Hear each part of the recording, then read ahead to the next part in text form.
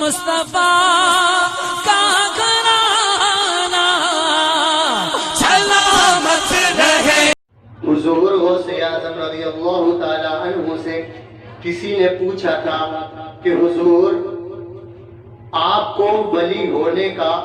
کب پتہ چلا کہ آپ ولی ہیں، یعنی آپ اللہ کے حکم سے ولایت کے مرتبے پر فائز ہیں؟ تو حضور غوث اعظم ارشاد فرماتے ہیں کہ جب میں چھوٹا تھا، میری عمر لگ بھگ 10 برس کی تھی، تو میں مدرسے جایا کرتا تھا، تو میرے ساتھ کافی تعداد میں بہت سارے فرشتے مجھے مدرسہ چھوڑنے کے لیے جایا کرتے تھے۔ مجھے مدرسے میں لے جانے کے لیے راستے میں میرے ساتھ فرشتے چلتے تھے، اور جب میں درسگاہ میں پہنچ جاتا تھا، جب میں مدرسے کے اندر پڑھنے کے لیے بیٹھنے کے لیے بیٹھتا تھا، پڑھنے کے لیے بیٹھتا تھا، تو اس وقت فرشتے مدرسے کے طالب علموں سے، مدرسے کے بچوں سے کہتے تھے، اے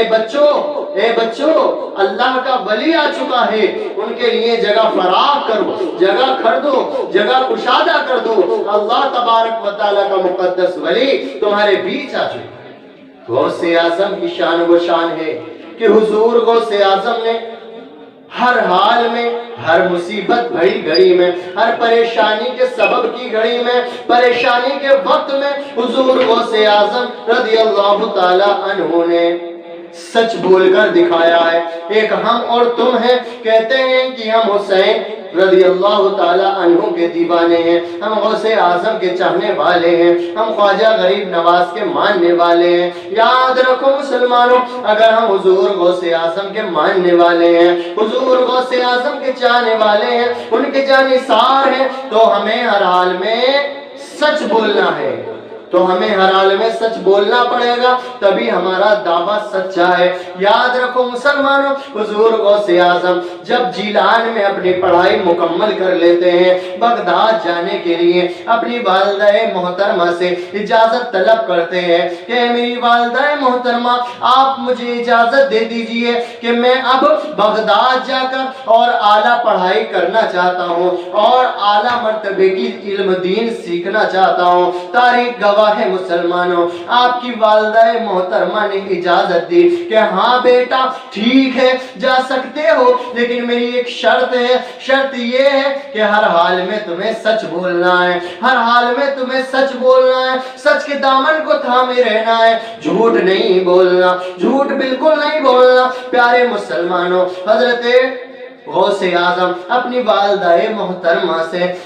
عرض کرتے ہیں، میری والدہ محترمہ اس وعدے پر میں کھرا اتروں گا، اس وعدے پر میں مکمل اتروں گا انشاءاللہ، چاہے کچھ بھی میرے ساتھ واقعہ ہو، میں ہر حال میں سچ ہی بولتا نظر آؤں گا۔ پیارے مسلمانوں، آپ کی والدہ محترمہ آپ کی صدری میں 40 دینار سی دیتی ہیں، 40 دینار آپ کی کوٹی میں، آپ کی صدری میں سی دیتی ہیں، کہتی ہیں بیٹا جب پریشانی کا وقت ہو، جب تمہیں پیسے کی ضرورت ہو تو ان پیسوں کو تم خرچ کر لینا، ان پیسوں کو کام میں لے آنا۔ اب پیارے مسلمانوں، یہ حضرت غوث اعظم رضی اللہ تعالی عنہ نے اپنے والدہ محترمہ کی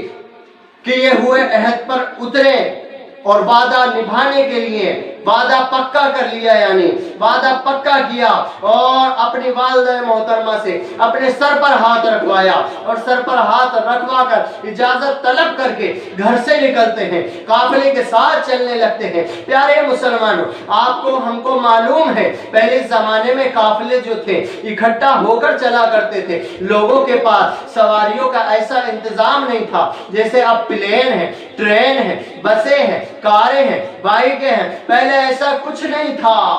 بلکہ پہلے زمانے میں لوگ قافلے کے ساتھ اکٹھا ہو کر چلتے تھے، یعنی لوگ اکٹھا ہو کر چلتے تھے۔ اب حضور غوث اعظم اس قافلے کے ساتھ رواں دوا ہو جاتے ہیں، اس قافلے کے ساتھ چلنے لگتے ہیں جو قافلہ بغداد جا رہا تھا۔ تاریخ گواہ ہے مسلمانوں، حضور غوث اعظم رضی اللہ تعالی عنہ قافلے کے ساتھ چلتے ہیں تو پہلے زمانے میں ایسا ماحول تھا کہ قافلے والوں کو لوٹا کرتے تھے، قافلے والوں کا سامان چور لوٹ لیا کرتے تھے، ڈاکو راستوں میں گھات لگا کر بیٹھا کرتے تھے کہ کوئی قافلہ ادھر سے گزرے گا تو ہم قافلے والوں کو لوٹیں گے، ان کے پیسے لوٹیں گے، ان کے سامان لوٹیں گے اور ان کا مال و زر جو بھی ہوگا وہ لوٹا جائے گا۔ بہرحال حضور غوث اعظم قافلے کے ساتھ چل رہے ہیں۔ قافلہ ایسی جگہ پہنچتا ہے جس جگہ قافلے کے لیے، قافلے کو لوٹنے کے لیے گھات لگائے ہوئے انتظار میں، ویٹ میں تھے ڈاکو۔ اب قافلے کو اس جگہ جسے پہنچتا ہے ڈاکو لوٹنا شروع کر دیتے ہیں۔ کوئی کسی کو لوٹتا، کوئی کسی کو لوٹتا، پورے کے پورے قافلے کو ڈاکوؤں نے خالی کر دیا۔ اب ایک ڈاکو حضرت غوث اعظم کے قریب آتا ہے، کہتا ہے اے بیٹا، اے صاحبزادے، تم پر بھی کچھ ہے یا نہیں؟ تو حضور غوث اعظم اب توجہ یہاں دے کہ ایسی بھیانک گھڑی میں، ایسی پریشانی کی گھڑی میں ہماری تمہاری قوم کا بچہ ہی نہیں، ہماری تمہاری قوم کا جوان بھی ہوگا، ہماری تمہاری قوم کا بزرگ بھی ہوگا، تو کہہ دے گا میرے پاس کچھ نہیں ہے، میرے پاس کچھ نہیں ہے، چاہے ہو کتنا بھی کچھ، چاہے ہو کتنا بھی کچھ، کہہ دے گا میرے پاس کچھ نہیں ہے، میں خالی ہوں، میرے پاس نہیں ہے۔ لیکن حضور غوث اعظم نے اپنی والدہ محترمہ سے وعدہ جو کیا تھا کہ جھوٹ مت بولنا، تو حضور غوث اعظم نے ارشاد فرمایا ہاں میرے پاس 40 دینار ہے۔ اب وہ شخص جو تھا، اب وہ ڈاکو جو تھا حیرت زدہ ہوتا ہے، ہنسنے لگتا ہے کہ اس بچے پر اگر 40 دینار ہے تو ہم نے اس کے ساتھ کے پورے قافلے کو لوٹ لیا ہے، قافلے کو ہم لوٹ رہے ہیں۔ تو یہ بچہ تو قافلے کو لوٹتا دیکھ کر ہم سے اگر ہے بھی تو اسے تو جھوٹ ہی بولنا چاہیے تھا، اس کا مطلب یہ مذاق کر رہا ہے بچہ، یا ہو سکتا ہے اس پر نہیں ہے، ہمیں جھوٹ بیکارا۔ بہرحال وہ ڈاکو آگے بڑھتا، دوسرے ڈاکو آتا ہے، پوچھتا ہے بیٹا تم پر کچھ ہے، تمہارے پاس کچھ ہے؟ تو حضور غوث اعظم اس ڈاکو سے بھی یہ ارشاد فرماتے ہاں میری صدری میں 40 دینار ہے جو میری والدہ محترمہ نے سیے تھے سفر کے لیے۔ اب پیارے مسلمانوں، وہ دونوں ڈاکو آپس میں ملتے ہیں اور جا کر اپنے سردار سے کہتے ہیں ایک بچہ ایسا ہے جو ہم سے جھوٹ نہیں بول رہا، پتہ نہیں سچ بول رہا ہے، پتہ نہیں جھوٹ بول رہا ہے، پتہ نہیں کیسا اس کا ماجرا ہے، کیا معاملہ ہے۔ ڈاکو کہتا ہے بتاؤ بتاؤ کیا بات ہے۔ ڈاکو کا سردار کہتا ہے کیا ماجرا ہے بتاؤ۔ تو وہ دونوں ڈاکو کہتے ہیں اے ہمارے سردار سنو، اے ہمارے آقا سنو، اے ہمارے استاد سنو۔ وہ بچہ ہے، وہ یہ کہتا ہے کہ میرے پاس 40 دینار ہے۔ اگر اس کے پاس 40 دینار ہے تو اس نے ایسی مصیبت بھری گھڑی میں، ایسی بھیانک وقت میں ہم سے سچ کیوں بولا ہے؟ پیارے مسلمانوں، وہ ڈاکو کا سردار کہتا ہے کہ جاؤ جاؤ اس شخص کو، اس بچے کو، اس لڑکے کو میرے پاس لے کر آؤ، میرے پاس لے کر آؤ۔ حضور غوث اعظم کے پاس وہ دونوں ڈاکو آتے ہیں، کہتے ہیں کہ تمہارے پاس 40 دینار ہے، تم کہتے ہو میری صدری میں سی دیے ہیں میری ماں نے، تو چلو تمہیں ہمارے سردار بلا رہے ہیں، ہماری اس جماعت کے، ہماری اس ٹیم کے جو ہمارے سرپرست ہیں، جو ہمارے استاد ہیں، جو ہمارے ڈاکو کے سردار ہیں، وہ آپ کو بلا رہے ہیں۔ اب پیارے مسلمانوں، اگر اس زمانے کا کوئی ہوتا تو ڈرتا، حیرت زدہ ہوتا، تعجب خیز بات اس کے ذہن میں آتی کہ چلو یہ تو ڈاکو ہیں اور ان کا بھی سردار اب مجھے بلا رہا ہے، ان کا بھی استاد مجھے بلا رہا ہے۔ آپ ڈرے نہیں، گھبرائے نہیں، ہیزیٹیشن نہیں کی، اور آپ ان دونوں ڈاکوؤں کے ساتھ چلنے لگتے ہیں، بولتے ہیں چلو لے چلو مجھے اپنے سردار کے پاس لے چلو، چاہے اپنے آقا کے پاس لے چلو، چاہے اپنے استاد کے پاس لے چلو۔ بہرحال دونوں ڈاکو حضور غوث اعظم کو اپنے سردار کے پاس لے کر پہنچتے ہیں۔ سردار کہتا ہے اے صاحبزادے، اے بیٹے میرے قریب آؤ، قریب آؤ۔ حضور غوث اعظم ان ڈاکو کے سردار کے پاس پہنچتے ہیں، جیسے قریب پہنچتے ہیں تو حضور غوث اعظم سے وہ ڈاکو کا سردار پوچھتا ہے کہ بیٹا تمہارے پاس 40 دینار ہے؟ تو حضور غوث اعظم مسکرا کر کہتے ہیں ہاں میرے پاس 40 دینار ہیں۔ انہوں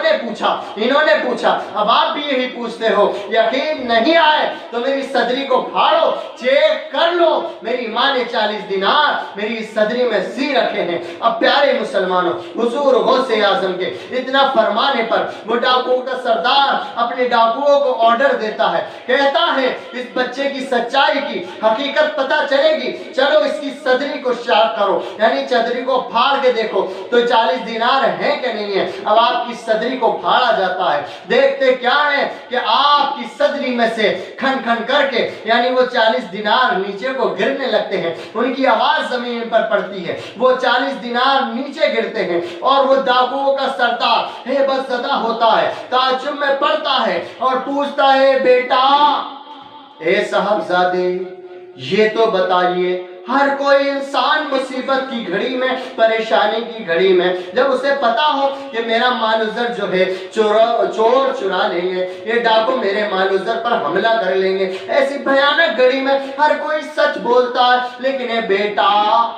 تم نے ایسی گھڑی میں سچ کیوں بول کر دکھایا؟ یعنی ایسی بھیانک گھڑی میں ہر کوئی جھوٹ بول دیتا ہے، ہر کوئی جھوٹ بول دیتا ہے، لیکن تم نے سچ کیسے بولا ہے؟ سچ کیوں بولا ہے؟ تو حضور غوث اعظم ارشاد فرماتے ہیں اے ڈاکوؤں کے سردار آپ سن لو، تم سن لو، میں جب گھر سے چلا تھا تو اپنی والدہ محترمہ کا سے وعدہ کر کے چلا تھا کہ میں جب یہاں سے گھر سے نکل رہا ہوں تو جھوٹ نہیں بولوں گا، سچ ہی سچ بولوں گا، سچ ہی بولوں گا، جھوٹ نہیں بولوں گا۔ تو میں جھوٹ کیوں بولتا؟ جب میں اپنی ماں سے وعدہ کر کے نکلا ہوں کہ میں سچ بولوں گا، جھوٹ نہیں بولوں گا، تو میں آپ کے سامنے بھی جھوٹ کیوں بولتا؟ پیارے مسلمانوں، ڈاکوؤں کا سردار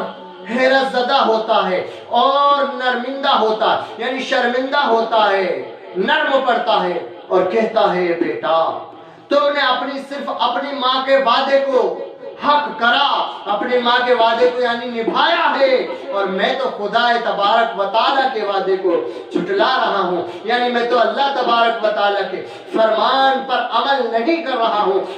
تم نے ایسی بھیانک گھڑی میں اپنی ماں کی فرما برداری کی ہے، اور میں تو روز اللہ تبارک و تعالیٰ کی نافرمانی کرتا ہوں۔ اے صاحبزادے، اے بیٹا میرے قریب آؤ، اپنا ہاتھ میرا ہاتھ اپنے ہاتھ میں لے لو اور مجھے کلمہ پڑھا کر مسلمان کر لو۔ پیارے مسلمانوں، وہ ڈاکوؤں کا سردار کلمہ طیبہ پڑھتا ہے، لا الہ